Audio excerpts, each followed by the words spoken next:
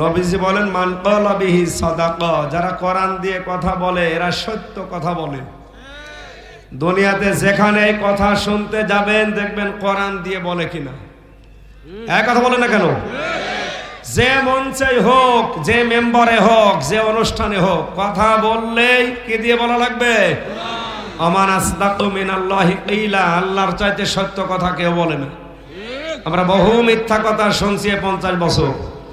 এক কথা বলেন, এই 50 বছরে বহু মিথ্যা কথা বাংলাদেশে আমরা শুনেছি। যদি কোরআন দিয়ে শুনতাম এই মিথ্যা আমাদের শোনা লাগতো না। এখন থেকে কথা শুনলে কিসের কথা? নবীজি বলেন মান ক্বালা বিহি সাদাকা, যারা কোরআন দিয়ে কথা বলে এরা সত্য কথা বলে। সুতরাং আজকে আমি কোরআন দিয়ে কথা বলবো, বিশ্বাস করেন এগুলো সত্য কথা।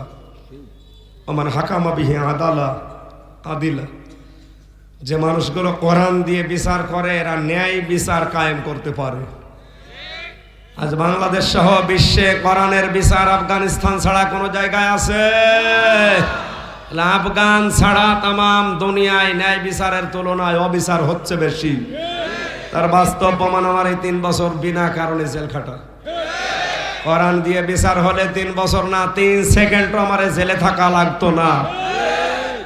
সুতরাং কোরআনের বিচার ব্যবস্থা কায়েম করা দরকার। এটা ফেরেশতারা করবে।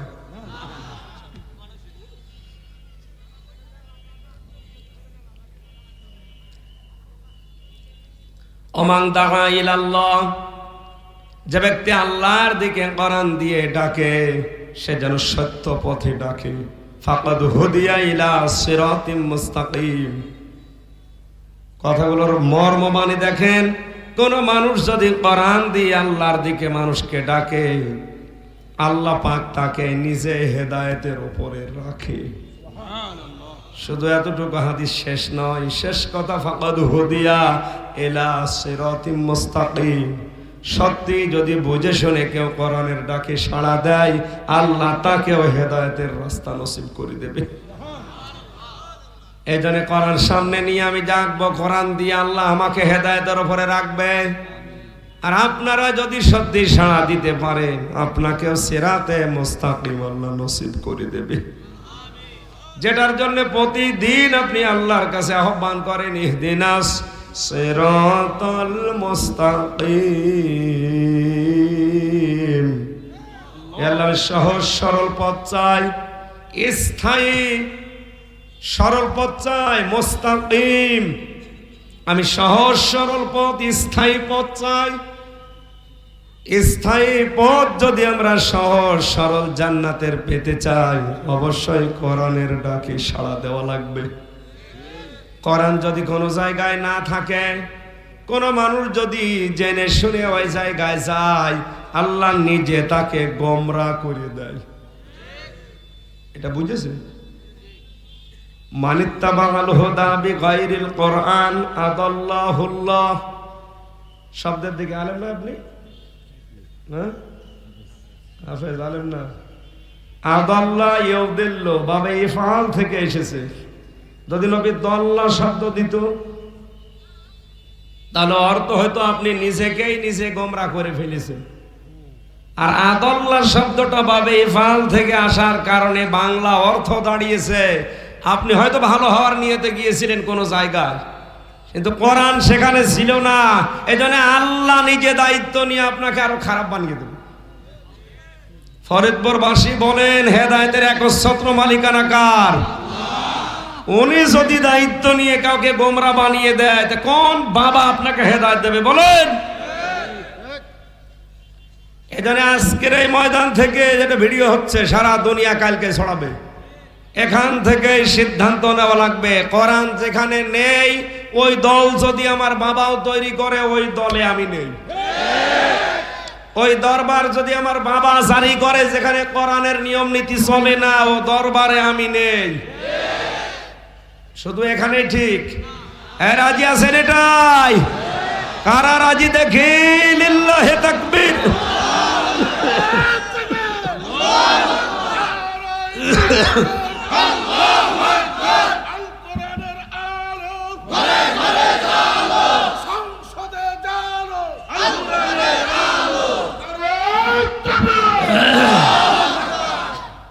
ওয়াজ তো হয়ে গেছে, এটাই তো ওয়াজ। করার নেই, আমি সেখানে যাব না, তাহলে ফরিদপুরের অনেক দরবারও বন্ধ হয়ে যাবে। আমি নাম নাই নিলাম। ইয়াকুলুনা হাল্লানা মিনাল আমরি মিন শাইইন কুল ইন্নাল আমরা কুল্লাহু লিল্লাহ। সূরা আলে ইমরান 4 নম্বর পারার 9 নম্বর পৃষ্ঠা 3 নম্বর লাইনের 154 নম্বর আয়াতের শেষের দিকে আছে। আল্লাহ পাক বলেন, নবী, দুনিয়ার মানুষেরা যদি জিজ্ঞাসা করে যে পৃথিবী চালাতে আইন লাগে, আমরা আইন বানাতে পারবো? আপনি বলেন না, আইন বানানোর একচ্ছত্র মালিকানা আল্লাহর। সুতরাং আল্লাহর এই জায়গায় যারা হাত দিয়ে নতুন নতুন আইন তৈরি করে পরিবার, সমাজ, রাষ্ট্র চালাচ্ছেন, আপনি কি করছেন? নিজের জীবন নষ্ট করছেন, পয়সা যাচ্ছে। আমাদের জীবন নষ্ট করার পায়তারা আছে। আমাদের জীবন আমরা নষ্ট হতে দেব না। আপনি জাহান্নামে যেতে চান, একা যান, এক কথা বলেন না কেন? আমরা আপনার সাথে জাহান্নামে যেতে চাই না, আমাদেরকে বাদ দেন, আপনি নিচে যান, আরো আমরা ঠেলে দেব। আমি বিস্তারিত কথায় না যে খুব শর্টে করছে, ওয়ামওয়ালাহুম, তোমাদের মাল আল্লাহ কিনতে চান। মাল 9 প্রকার। কয় প্রকার? নাকি মাল মানে আবুল মাল? গতবারের যা অর্থমন্ত্রী ছিল কামাল, এটা মাল মানে আবুল মালও না, কামালও না। মাল মানে কি? সম্পদ। এ সম্পদ 9 প্রকার। নবীজি জানিয়েছেন, দুনিয়া কুল্লুহা মাতাউন ওয়া খায়রু মাতাউদ দুনিয়া ইমরাতুস সালিহা। পৃথিবীর সব কিছু সম্পদ, এর ভেতরে উত্তম সম্পদ আল্লাহওয়ালা নারী, মেয়ে মানুষ। আর মেয়ে মানুষ আল্লাহওয়ালা হয় কখন? 4টা গুণ যার ভেতরে থাকে। 1 নম্বরে স্বামী যখন বাইরে থেকে আসে, যে নারী স্বামীকে আনন্দ দেয়, এটা আল্লাহওয়ালা মহিলার গুণ। এই গুণ এখন দেশে কম না বেশি? নেই। কম মানে নেই। সিরিয়াল দেখে দেখে আরো জীবন অতিষ্ঠ করে ফেলেছি। বাইরে থেকে যদি এসে বলেন, ইমরান সাহেব, দেখে রিমোটটা একটু দাও, দেশের অবস্থা ভালো না, কে কখন ক্ষমতায় চলে যাচ্ছে, আমার মাথা খারাপ, এমন শুরু হবে আর ওদের সিরিয়াল। আপনারা দেখতেও দেবে না দেশের সংবাদ। অথচ নবীজি বলেন, স্বামী বাড়ি আসলে দুনিয়ার সব কাজ, যত গুরুত্বপূর্ণ কাজ আছে, সব মেয়েদের জন্য হারাম হয়ে যায়। ওর কাজ এখন স্বামীর মন জয় করে। ও নেককার নারী হতে হলে কি করা লাগে, অত জীবনে শোনেই না। ও করবে কি? ও মনে করছে নেককার হতে হলে মানে সিরিয়াল দেখা লাগে, এই জন্য 13টা সিরিয়াল দেখে। 2 নম্বরে স্বামী যেটা পছন্দ করে, যদি জায়েজ হয়, জীবন চলে গেলে ওইটা পছন্দ করা লাগবে। আমি সহ এখানে যত স্বামী আছে, প্রত্যেকটা স্বামী পছন্দ করে যে আমার সাথে আমার মা বাবা বিয়ের পরে থাকবে। এটা স্বামী যারা আছেন চান না? কোন স্বামী চান দেখি? লিল্লাহে তাকবীর। এই ক্যামেরা কোন দিকে মারা, ওই দিকে মারো। ওর বউরা এবার দেখুক। সব স্বামী আমরা চাই আমাদের মা বাবা, আমি খেয়ে থাকি না খেয়ে থাকি, আমার সাথে থাকবে। বলেন বলেন বলেন। আজ যে সমস্ত মেয়েরা চায় না, ওরা নামাজ পড়তে পারে, রোজা রাখতে পারে, কালো বোরকা পড়তে পারে, ওরা নেককার নারী না। নবীজির ভাষা ছিল কো, আদ-দুনিয়া কুল্লুহা মাতাউন ওয়া খায়রু মাতাউদ দুনিয়া ইমরাতুস সালিহা। পৃথিবীর সব কিছু সম্পদ, এর ভেতরে আল্লাহওয়ালা মেয়ে মানুষ শ্রেষ্ঠ সম্পদ। সুতরাং আপনি সম্পদ যদি হতে চান, নবীজির ভাষায় স্বামী যেটা পছন্দ করে ওটা পছন্দ করবে। 3 নম্বরে স্বামী যখন বাইরে যাবে, তখন তার সম্পদ, তার সন্তান ইসলামের পক্ষে কি করে চালানো যায় সেই কাজ করবে। 4 নম্বরে আপনার জীবনের ইবাদত বন্দেগী কবুল হচ্ছে কিনা এটা বোঝার একটা উপায় আছে। এটা হাদিস তিরমিজি শরীফ।